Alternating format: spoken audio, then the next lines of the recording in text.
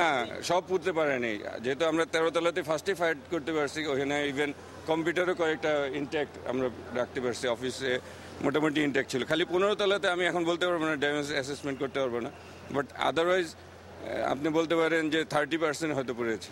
সন্ধ্যা থেকেই ঘন্টার পর ঘন্টা সেখানে দাঁড়িয়ে এসব তৎপরতা দেখেন স্বরাষ্ট্র প্রতিমন্ত্রী। আসেন ঢাকার মেয়র সাদেক হোসেন খোকাও, ছিলেন পুলিশ, র্যাব সহ বিভিন্ন বিভাগের শীর্ষ কর্মকর্তারা। একসময় আগুন নেভে তারা চলে যান, গুটিয়ে নেওয়া হয় যান্ত্রিক মইগুলো, কিন্তু তখনও রাস্তায় দাঁড়িয়ে উৎসুক জনতা। Miraj Ahmed Chowdhury, NTV news, Dhaka. আগুনের খবর পাওয়ার পর প্রধানমন্ত্রী শেখ হাসিনা সংশ্লিষ্টদের নির্দেশ দেন সমন্বিত উদ্ধার কাজের জন্য। সমন্বয়ের দায়িত্ব দেন তার নিরাপত্তা উপদেষ্টা অবসরপ্রাপ্ত মেজর জেনারেল তারেক আহমেদ সিদ্দিকীকে। ঘটনাস্থলে ছুটে যান স্বরাষ্ট্রমন্ত্রী, প্রতিমন্ত্রী, আইজি, ঢাকার পুলিশ কমিশনার। দুর্ঘটনা তদন্তে যুগ্ম সচিবকে প্রধান করে 3 সদস্যের একটি কমিটি গঠন করেছে স্বরাষ্ট্র মন্ত্রণালয়। আরও জানাচ্ছেন চয়ন রহমান। বসুন্ধরা সিটিতে ভয়াবহ অগ্নিকাণ্ডের সময় কাজী আরিফ ছিলেন 14 তলায়। 1.5 ঘন্টা পর উদ্ধার হয়ে অগ্নিকাণ্ডের সময় সেখানকার পরিস্থিতি বর্ণনা করেন কাজী আরিফ। নামাজের পরপরই আমরা ফায়ার অ্যালার্ম অ্যাক্টিভেশন আসে, এদের মানুষ যায়, যাওয়ার পরে তখন দেখা গেল যে আপনার গন্ধ আসতেছে। গন্ধ পাওয়ার পরে তখন যেহেতু বন্ধ, অন্যদিন বন্ধ থাকে চাবেন, তখন তার মধ্যে আগুনটা বাড়িয়ে গেছে। বাড়িয়ে যাওয়ার পরে ফাইটিং হইতেছে। ফাইটিং হওয়ার পরে ওনারা আসলো, আমাদের মাইনরা ফায়ার ফাইটিং সার্ভিসের লোকেরা ফাইট করতেছে, কম্বাইন্ড ফায়ার ফাইটিং হয়েছে।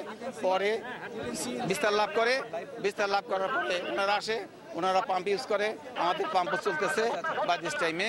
এখন আমাকে এই আধা ঘন্টা, এই 20-25 মিনিট আগে রেস্কিউ করা হয়েছে হেলিকপ্টার দিয়ে।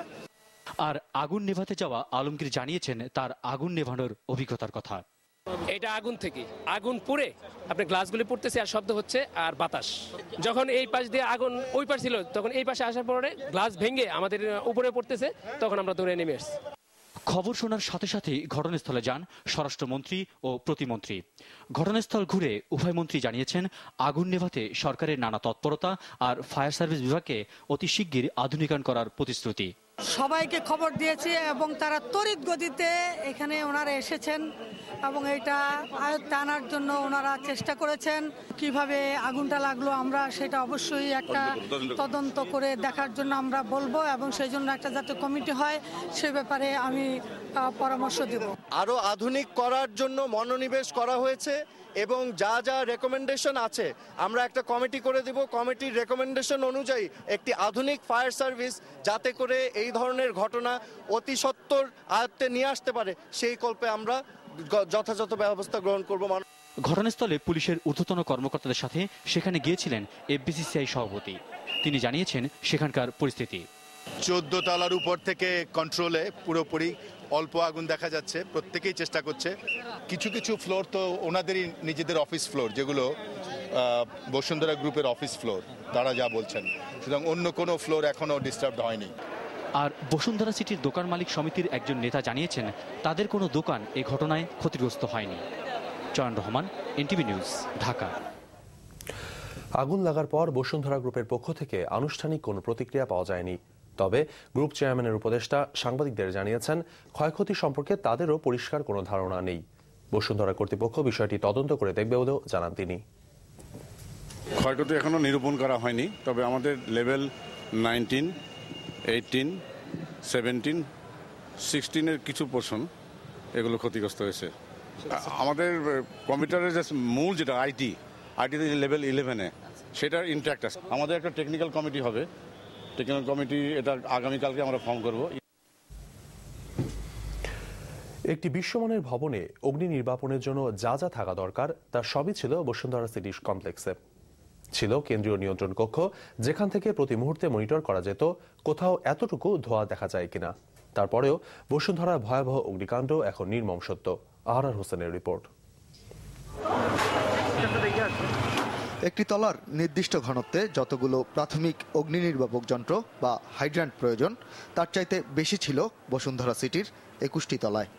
ছিল সর্বাধুনিক স্মোক ডিটেক্টর, ভবনের নিজস্ব প্রশিক্ষিত দমকল বাহিনী, কেন্দ্রীয় নিয়ন্ত্রণ কক্ষে ব্যবস্থা ছিল সার্বক্ষণিক পর্যবেক্ষণের, আর ছিল একটি ফায়ারম্যান লিফট। আগুন লাগলেও যেটি চালু থাকার কথা যাতে চড়ে আগুন নিয়ন্ত্রণ করতে পারার কথা দমকল কর্মীদের, বলছিলেন ভবনটির স্থপতি। একটা বিশ্বমানের ভবনের যে আধুনিক প্রযুক্তি নির্ভর যেই ব্যবস্থাপনাগুলো থাকা দরকার সবই বিদ্যমান ছিল বসুন্ধরা সিটিতে, এখনও আছে। যেটুকুন ক্ষতিগ্রস্ত হয়েছে উই হোপ যে আগুনটা আমাদের কন্ট্রোলে চলে আসলে পরে আমরা আবার বিল্ডিংটাকে রেস্টোর করতে পারবো।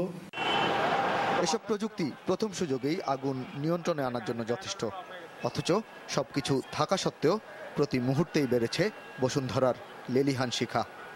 তাহলে ত্রুটি কোথায়? কোনো ঘাটতি ছিল না, কোনো ঘাটতি ছিল না।